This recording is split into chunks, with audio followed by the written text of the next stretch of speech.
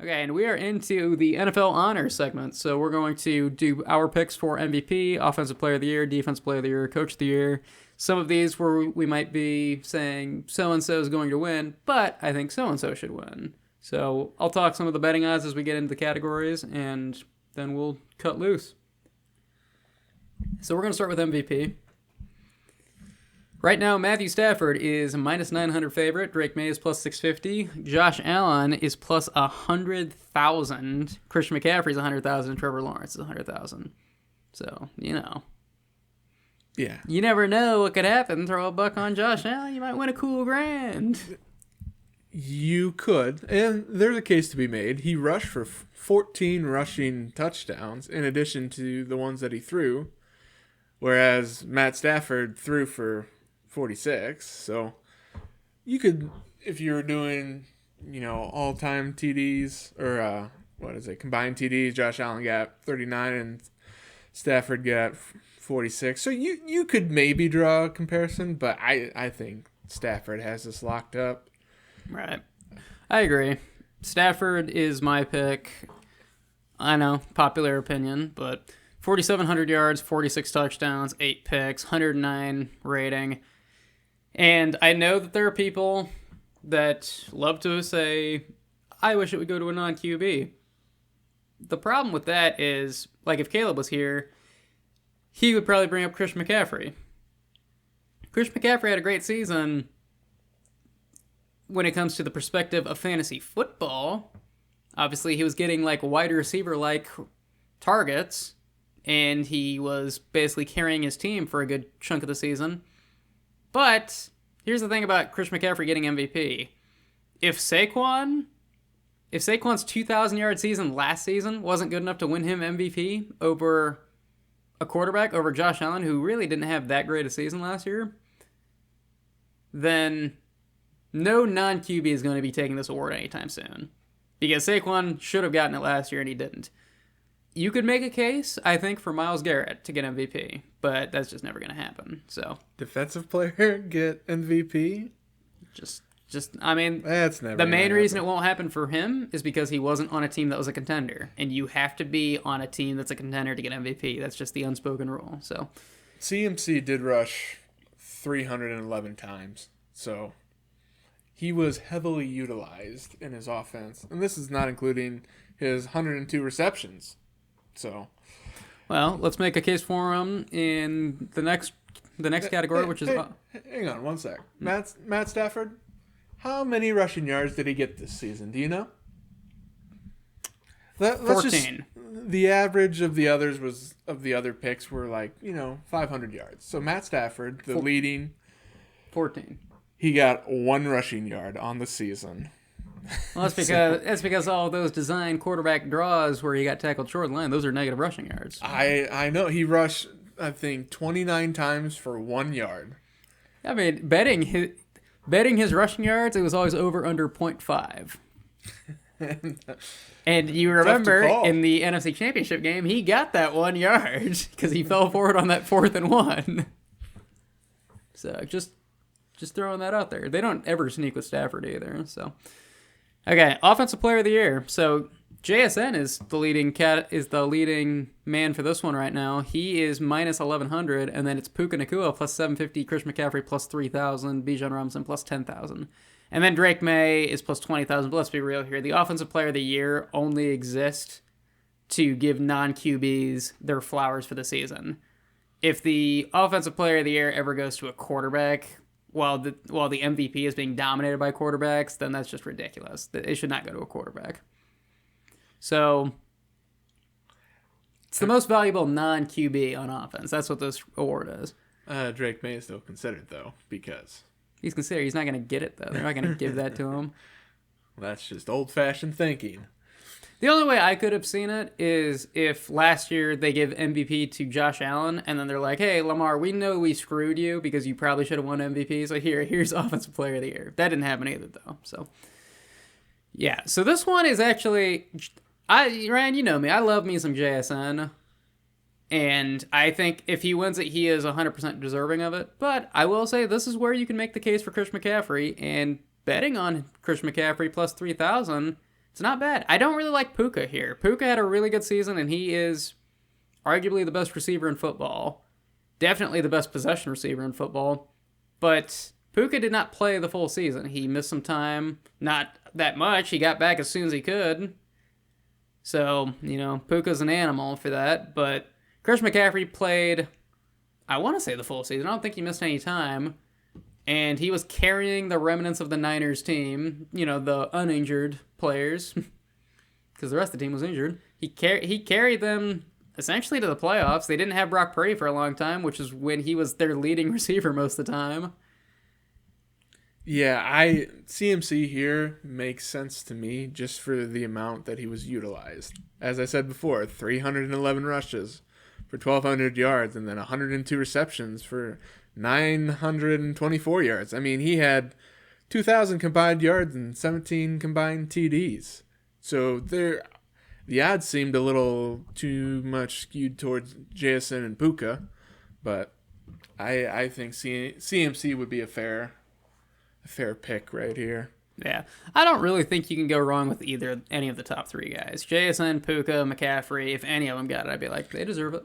Is it more of a stats or a usage thing?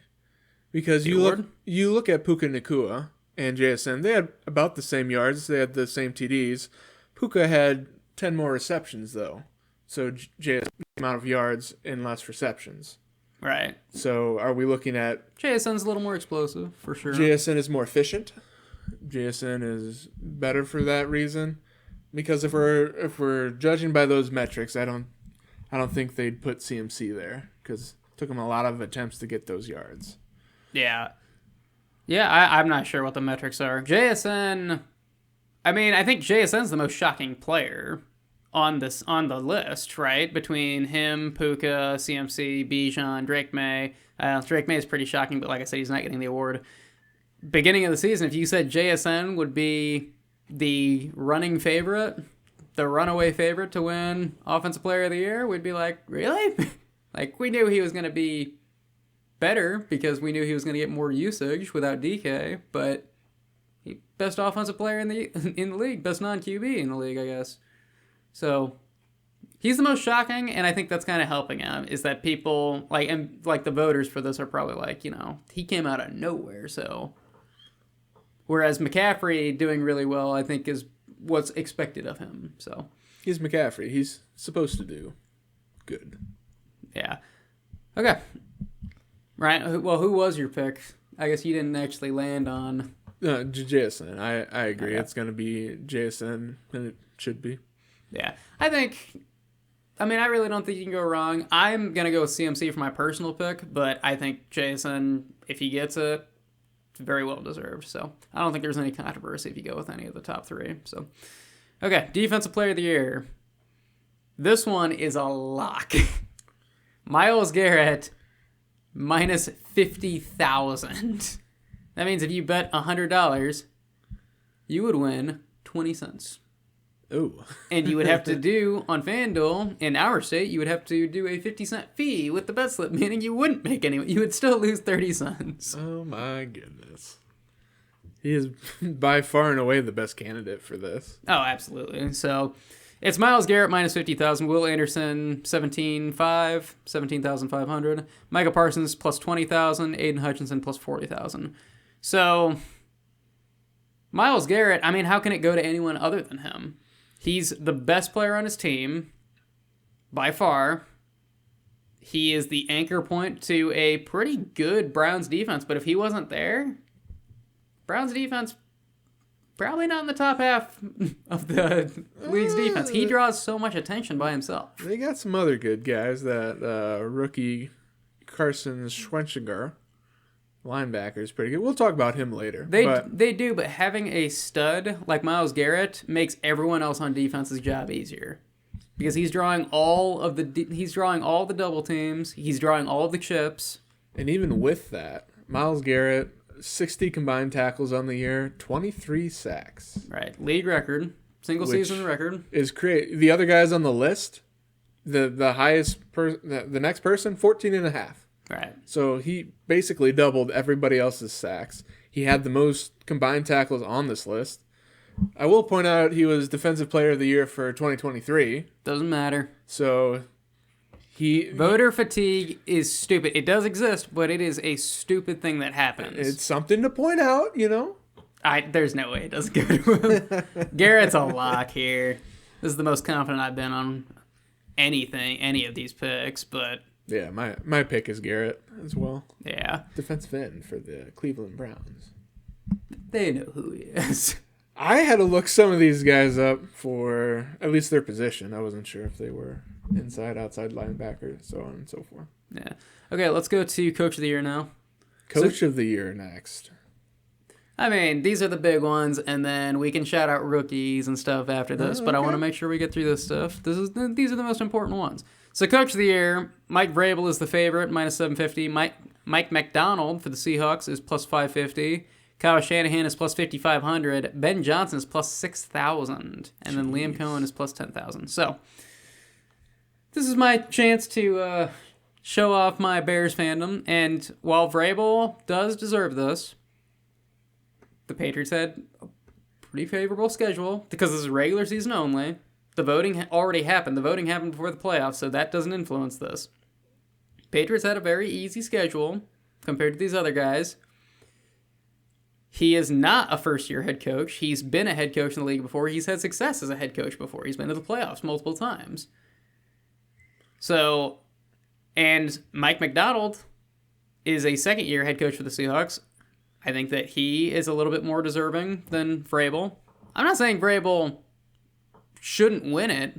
Vrabel should probably win it. It's just when you think about scheduling and whatnot, the Seahawks had to go through the NFC West, a very, very tough division. The Bears had to go through the NFC North, another very tough division. Every team had a winning record. Both of these teams had both the Seahawks and the Bears had tougher schedules than the Patriots. And I will say, the Seahawks still won, I think, 10 games last year. The Seahawks won, I think, 10 games before Mike McDonald got there. So I will say that's not really working well for him. But the Patriots were 4-12 last year, and the Bears were the Patriots 4-13, Bears were 5-12. 5-12. All right. That extra game is always throwing me off nowadays. So I do think that Vrabel or Ben Johnson, I think Ben Johnson at plus 6,000 is stupid. I think he should be higher than that. I think it's dumb that he is fourth on the list right now because Shanahan, like I said on Couch Reacts, Shanahan cost himself Coach of the Year that last game against the Seahawks. Not the playoff game, the Week 18 game, where they couldn't score a touchdown. Not being able to scheme your way, if you're some brilliant offensive mind, falling apart like that against a division rival, that should automatically cost you Coach of the Year candidacy. So I personally do think it should go to Ben Johnson. For all the reasons I said, Bears had a tougher schedule. He's a first-year head coach with no prior head coach experience. Turned the team around, got Caleb Williams playing a lot better, got everyone on the team playing a lot better, got everyone on the team buying into his new culture.